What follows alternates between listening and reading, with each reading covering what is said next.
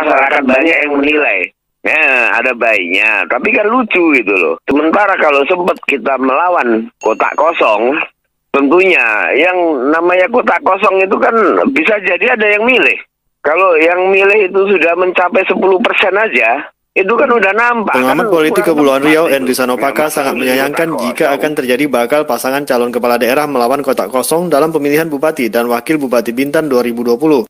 Mengingat hingga batas akhir pendaftaran bakal calon pasangan Bupati dan Wakil Bupati Bintan, dari tanggal 4 hingga 6 September, hanya satu pasangan bakal calon yang mendaftar ke Komisi Pemilihan Umum KPU Bintan, yakni pasangan Apri Sujadi, Robi Kurniawan. Radio Republik of Indonesia. Anda masih bersama kami, RRI Tanjung Pinang, Radio Tanggap Bencana COVID-19, Indonesia, Tatanan Kehidupan Baru.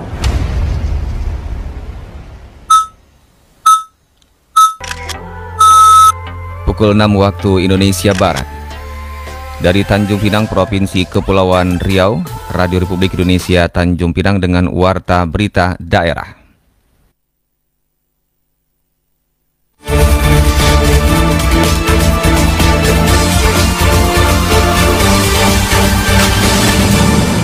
Bawaslu Lingga lakukan pengawasan melekat pada pemeriksaan kesehatan paslon Bupati dan Wakil Bupati Lingga. Pemko Tanjung Pinang memberikan keringanan pajak kepada wajib pajak di masa pandemi COVID-19. Inilah Warta Berita Daerah selengkapnya hari ini Selasa 8 September 2020 bersama saya Syahrudin Aznam. Informasi yang pertama. Terjunkan 3 orang anggotanya untuk mengawasi pemeriksaan kesehatan terhadap paslon Bupati dan Wakil Bupati Lingga di Rumah Sakit BP Batam. Ketua Bawaslu Lingga, Zamroni, mengatakan bahwa dalam pemeriksaan kesehatan, Bawaslu berharap betul-betul dilakukan sesuai dengan SOP yang berlaku.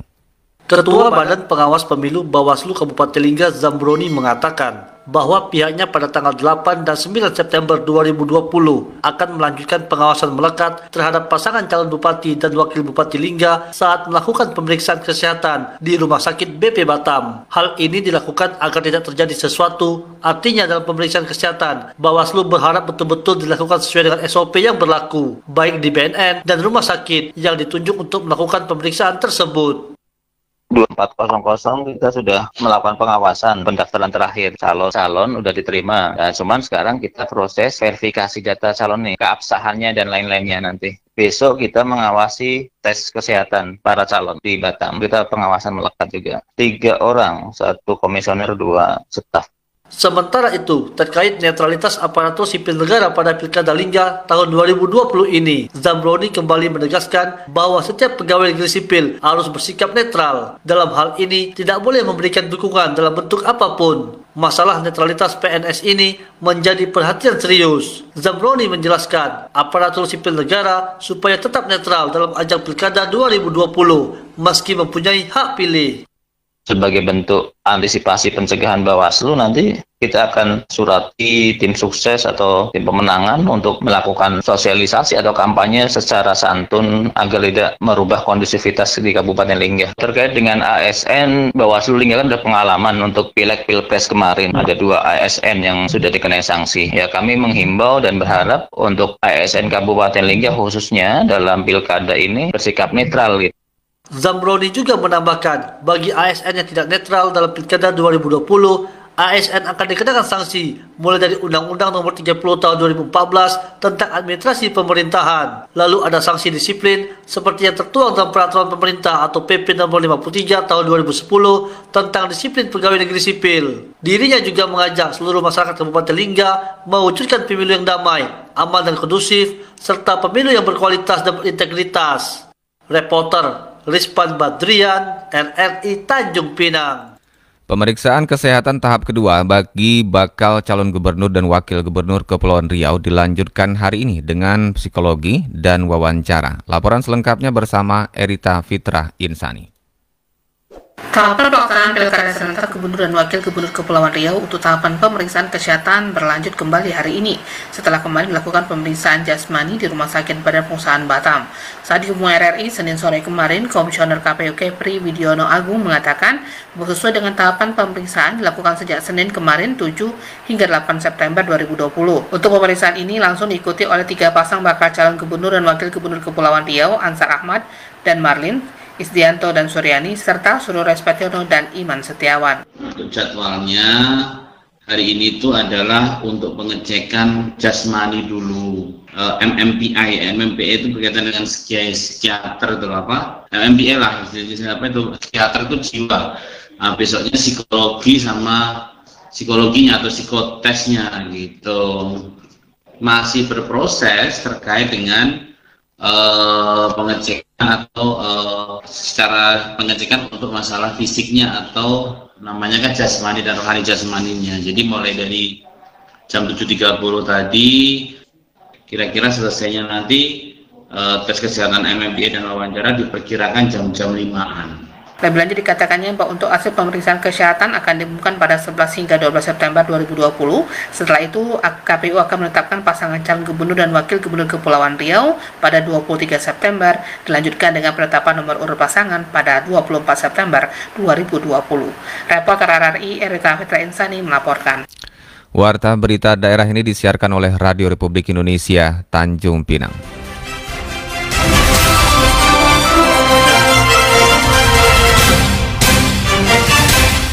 Pemerintah Kota Tanjung Pinang melalui Badan Pengelola Pajak dan Retribusi Daerah BPPRD memberlakukan relaksasi pajak untuk 4 sektor usaha demi pemulihan ekonomi di tengah pandemi COVID-19. Kepala Badan Pengelola Pajak dan Retribusi Daerah BPPRD Kota Tanjung Pinang, Riani, mengatakan target penerimaan pendapatan asli daerah atau PAD dari sektor pajak mengalami penurunan di tahun 2020 ini. Jika target awal sekitar 86 miliar rupiah, namun karena kondisi COVID-19 turun menjadi sekitar 61 miliar rupiah. Meskipun demikian, hingga saat ini realisasi penerimaan pajak sudah mencapai 70% dari target 61 miliar tersebut. Pihaknya tetap optimis hingga Desember 2020 nanti, target yang diberikan akan tercapai 100%. Bicara tentang penerimaan pajak daerah dengan kondisi COVID, pasti akan mengalami penurunan. Kita beberapa kali melakukan refocusing terkait dengan penyesuaian dengan kondisi COVID sekarang ini. Dan sampai dengan hari ini juga penerimaan pajak itu tidak terlalu besar, tidak terlalu tinggi karena COVID ini, sehingga tapi BPPRD kami tidak hanya duduk diam juga, tidak. Kita tetap melakukan pengawasan terkait dengan pengelolaan pajak ini yang dilakukan oleh masyarakat seperti apa kondisinya. Riani juga menyampaikan dengan masih mewabahnya COVID-19 di Kota Tanjung Pinang, Kepala Daerah juga memberikan relaksasi penundaan pembayaran pajak sampai Oktober mendatang dan tidak dikenakan denda. Hal itu diberlakukan untuk 4 jenis pajak seperti restoran, tempat hiburan, hotel, dan parkir. Jadi kalau masa pajaknya dari April harusnya kan bayar Mei. Ini April bisa dibayar paling kali nanti bulan Oktober. 4 jenis pajak, hotel, restoran, hiburan, parkir. Karena ini yang berimbas langsung ya. Apalagi kan dengan adanya social distancing, physical distancing, ini kan berpengaruh terhadap pengusaha kedai kopi terutama ya. Karena yang paling banyak kota ini kan kedai kopi. Nah ini berpengaruh sekali. Kepala Badan Pengelola Pajak dan Retribusi Daerah BPPRD Kota Tanjung Pinang, Riani, menambahkan pemberlakuan relaksasi pajak untuk 4 sektor usaha tersebut demi pemulihan ekonomi di tengah pandemi COVID-19. Untuk bisa mendapatkan keringanan berupa penundaan pembayaran pajak, perusahaan wajib pajak perlu mengajukan permohonan terlebih dahulu kepada Badan Pengelola Pajak dan Retribusi Daerah Kota Tanjung Pinang. Reporter Aryo Wisnu, RRI Tanjung Pinang. Informasi selanjutnya, Gubernur Kepulauan Riau Isdianto meminta kontraktor pelaksana pembangunan jembatan bekerja dengan cepat menyelesaikan proyek perbaikan jembatan Dua Dompa. Ia bahkan menargetkan pada awal Desember 2020 mendatang jembatan tersebut sudah bisa beroperasi. Seperti yang dikutip dari pressmedia.com, Gubernur memerintahkan Dinas PURP Kepri agar secara rutin mengalokasikan anggaran perawatan seluruh jembatan yang dibangun Pemprov Kepri, agar kejadian sama seperti jembatan Dua Dompa yang sebagian tiangnya keropos tidak terulang lagi. Sementara itu, Kabid Bina Marga Dinas PURP PRP Kepri, Rodian Tari menjelaskan hingga kini progres pengerjaan perbaikan jembatan Dua Dompak sudah 40%. Jumlah tiang yang sudah diperbaiki sebanyak 37 batang dari total yang akan diperbaiki tahun ini sebanyak 68 batang.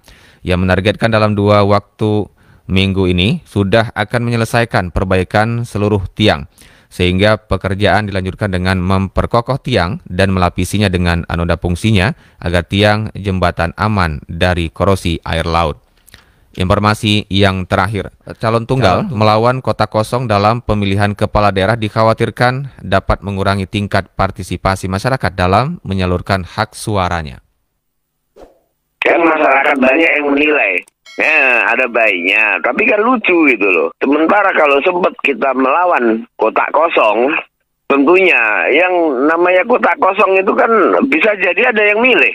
Kalau yang milih itu sudah mencapai 10% aja, itu kan udah nampak. Pengamat politik Kepulauan Riau, Endri Sanopaka, sangat menyayangkan jika akan terjadi bakal pasangan calon kepala daerah melawan kotak kosong dalam pemilihan Bupati dan Wakil Bupati Bintan 2020. Mengingat hingga batas akhir pendaftaran bakal calon pasangan Bupati dan Wakil Bupati Bintan, dari tanggal 4 hingga 6 September, hanya satu pasangan bakal calon yang mendaftar ke Komisi Pemilihan Umum KPU Bintan, yakni pasangan Apri Sujadi, Robi Kurniawan. Dikhawatirkan berkurangnya kontestan pasangan calon pemimpin daerah dan hanya diikuti satu pasangan calon dapat mengurangi tingkat partisipasi masyarakat dalam menggunakan hak pilih serta berkurangnya kepercayaan terhadap partai politik. Kita berharap kompetisi di Bintan bisa berlangsung secara baiklah, sehingga tidak menimbulkan polemik di masyarakat, akhirnya menimbulkan ketidakpedulian masyarakat nanti terhadap proses pilkada di Bintan. Nah, akhirnya masyarakat juga malas dan merasa bahwa sudahlah, kan gitu, ini kita khawatirkan gitu. Padahal ajang pesta demokrasi inilah sarana untuk masyarakat memilih pemimpin yang memang bisa diharapkan untuk membangun daerah. Hal senada dikemukakan salah seorang warga Bintan, Sayed, juga selaku Kepala Desa Tuapaya Utara. Menyikapi melawan kota kosong itu merupakan presiden buruk dalam rangka pendidikan politik dan demokrasi di tanah air, khususnya di Kabupaten Bintan. Tentunya kan dari awal harus dipersiapkan itu. Lobby-lobby politiknya yang kurang jitu. Makanya PR juga daripada pemimpin-pemimpin partai politik, khususnya yang ada di Bintan ini, untuk kedepannya jangan sampai terjadi yang seperti ini kan itu. Kan masyarakat banyak yang menilai, ada baiknya, tapi kan lucu gitu loh. Sementara kalau sempat kita melawan kotak kosong, tentunya yang namanya kotak kosong itu kan bisa jadi ada yang milih. Kalau yang milih itu sudah mencapai 10% aja, itu kan udah nampak, kan kurang tepat itu. Nah, masa milih kotak kosong? Sementara itu, pasangan petahana Apri Sujadi, Robi Kurniawan diusung 6 partai politik di DPRD Bintan, antara lain Demokrat, Golkar, PKS, PDIP, Hanura, dan PAN. Sedangkan pasangan Alioswelo Dalmasrisam dari Partai Nasdem batal mendaftar ke KPU, karena PAN mencabut dukungan kemudian mendukung Apri Robi. Reporter Febriansah, RRI, Tanjung Pinang. Baik pendengar dimanapun berada, sebelum kami akhiri Warta Berita Daerah untuk edisi pagi hari ini, kembali kami sampaikan sari berita. Bawaslu Lingga lakukan pengawasan melekat pada pemeriksaan kesehatan paslon Bupati dan Wakil Bupati Lingga. Pemkot Tanjung Pinang memberikan keringanan pajak kepada wajib pajak di masa pandemi COVID-19. Mewakili kerabat kerja yang bertugas pagi hari ini, saya Syahrudin Aznam mengucapkan terima kasih atas perhatian Anda. Selamat pagi, sampai jumpa. Kalaulah salah, pajaknya kaki, minta maaf, kami tak sengaja. Hai Tuan, bagi kami jalan, jaga-jaga.